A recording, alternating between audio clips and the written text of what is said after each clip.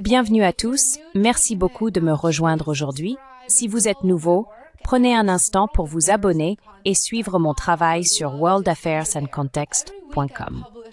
J'aimerais beaucoup vous y retrouver. Chaque semaine, je publie une newsletter avec les principaux titres de l'actualité, y compris la vidéo que j'ai mise en ligne durant la semaine sur ma chaîne, ainsi que les événements les plus importants en économie et en géopolitique de la semaine. C'est une newsletter à laquelle vous pouvez facilement vous abonner. Elle est entièrement gratuite et vous sera envoyée chaque samedi matin dans votre boîte mail. Cette semaine, j'ai partagé des tendances très préoccupantes qui annoncent une possible stagflation. La confiance des consommateurs en avril a atteint un nouveau plus bas, alors qu'on pensait que la situation ne pouvait pas empirer. Et pourtant, c'est le cas. Le marché immobilier américain devrait encore ralentir et l'indice manufacturier a encore chuté.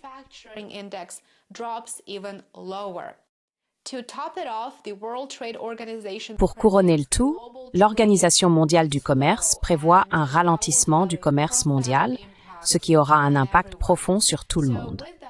Sur ce, permettez-moi de vous donner les détails. Commençons par le moral des consommateurs américains.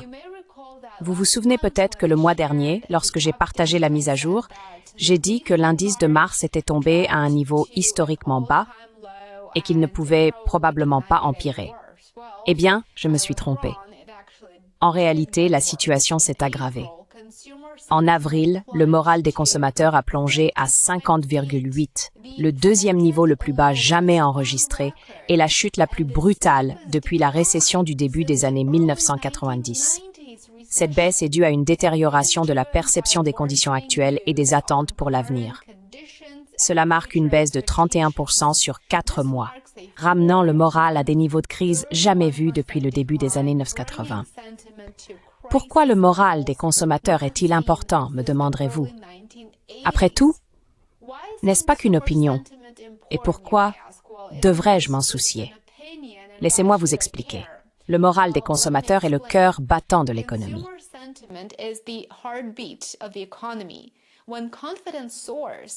Lorsque la confiance est au plus haut, les gens sortent, dépensent, investissent et stimulent la croissance.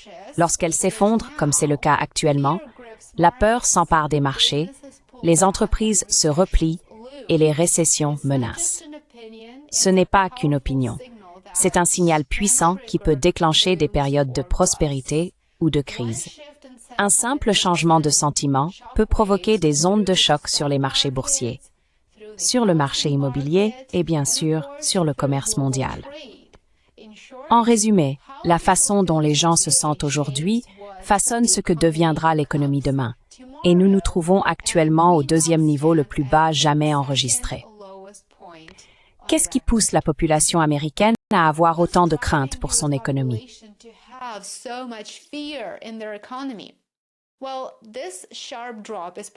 Eh bien, cette forte baisse s'explique principalement par la montée des craintes liées à l'inflation, ainsi que par l'incertitude économique résultant des politiques commerciales agressives du président Trump, notamment l'imposition de droits de douane généralisés sur les importations en provenance de Chine, du Canada et du Mexique, et l'incertitude générale sur les marchés mondiaux. Ces droits de douane ont entraîné une hausse des prix des biens de consommation courante, et ils ont également amené les consommateurs à anticiper une augmentation des coûts à l'avenir, voire d'éventuelles pertes d'emplois. De plus, la volatilité politique qui entoure ces décisions commerciales a complètement sapé la confiance du public dans la stabilité économique. Par conséquent, l'indicateur est à son niveau le plus bas jamais enregistré et nous verrons où il en sera en mai. J'ai hâte de voir si cette tendance se poursuit.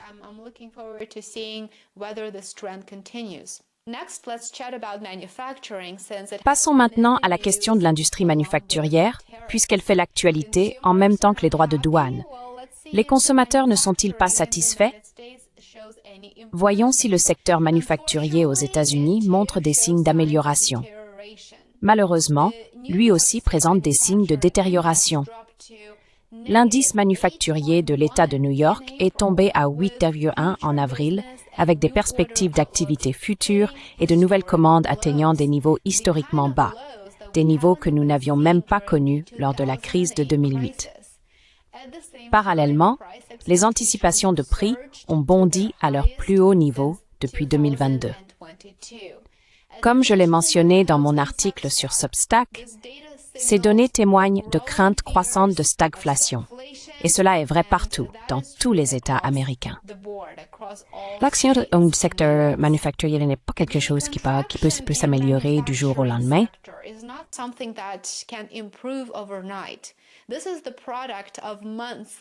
Ceci est le résultat de mois de politique inefficaces. Et bien sûr, elles n'ont pas commencé en janvier. Il faut donc être honnête. Ce déclin s'explique par plusieurs facteurs. Le premier que je souhaite mentionner est bien entendu l'incertitude liée à la politique commerciale, car c'est ce qui influence les marchés depuis le début du mois de mars. Les tensions commerciales persistantes et la mise en place de droits douanes ont augmenté les coûts et perturbé les chaînes d'approvisionnement, ce qui a entraîné une baisse de l'activité manufacturière. De plus, les coûts des intrants sont également en hausse. Les industriels font face à des prix plus élevés pour les matières premières, ce qui a réduit les marges bénéficiaires de nombreuses entreprises et freiné les niveaux de production. Enfin, la troisième raison de l'affaiblissement de l'indice manufacturier ici aux États-Unis que je voudrais évoquer, l'affaiblissement de la demande.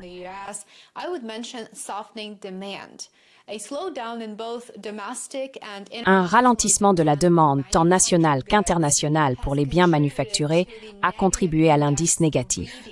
D'ailleurs, il s'agit de la première lecture négative depuis le début de 2023.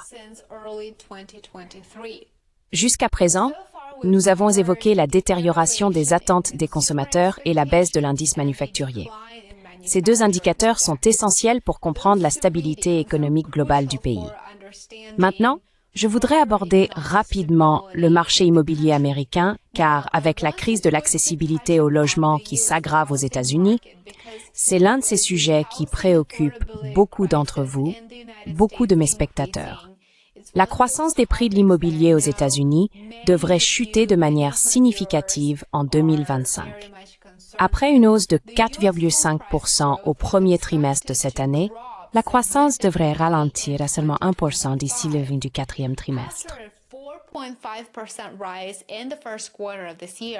Growth is projected to slow to just 1% by the end of the fourth quarter. This is the slowest quarterly rate. Il s'agit du taux trimestriel le plus bas depuis 6 ans. La croissance annuelle est prévue à 1,8%, soit la plus faible depuis 2011. Le marché immobilier américain devrait ralentir en 2025 en raison de plusieurs facteurs clés. Et je voudrais prendre quelques minutes pour expliquer pourquoi ce ralentissement est attendu. Je vais évoquer aujourd'hui les 4 principales raisons. Premièrement, les taux hypothécaires restent élevés. Malgré de légères baisses, les taux hypothécaires demeurent supérieurs à 6%, ce qui rend l'accession à la propriété moins abordable et dissuade également les acheteurs potentiels. La deuxième raison que je souhaite aborder est bien sûr le problème d'accessibilité financière.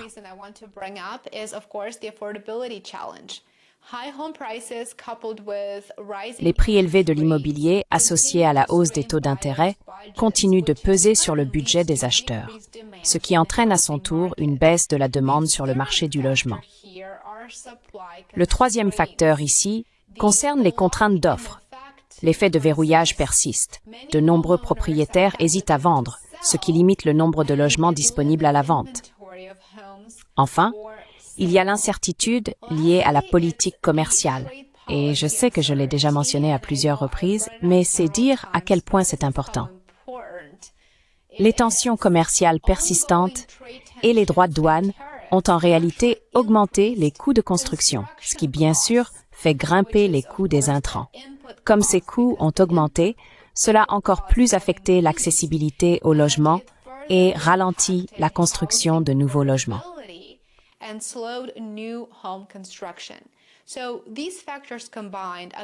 Donc, ces facteurs combinés contribuent à un ralentissement prévu du marché immobilier pour 2025. Comme vous pouvez le constater, les 3 indicateurs clés que nous venons d'aborder sont étroitement liés et ils sont influencés à la fois par des choix politiques et par une multitude d'autres facteurs. Des facteurs qui, ensemble, ont un impact négatif sur les perspectives économiques, au point que l'inflation croissante et le ralentissement de l'économie sont désormais des signaux d'alerte et la stagflation devient un scénario probable pour l'avenir. Je vais donc conclure avant que la vidéo ne devienne trop longue. Si vous souhaitez recevoir des mises à jour hebdomadaires gratuites, rendez-vous sur worldaffairsandcontext.com, abonnez-vous et je vous aiderai à rester informé. Merci beaucoup d'avoir regardé. J'espère que cette courte vidéo vous a été utile et instructive. Si vous l'avez trouvée utile, n'oubliez pas de mettre un j'aime et de vous abonner à ma chaîne. Je vous retrouve dans la prochaine vidéo. À bientôt.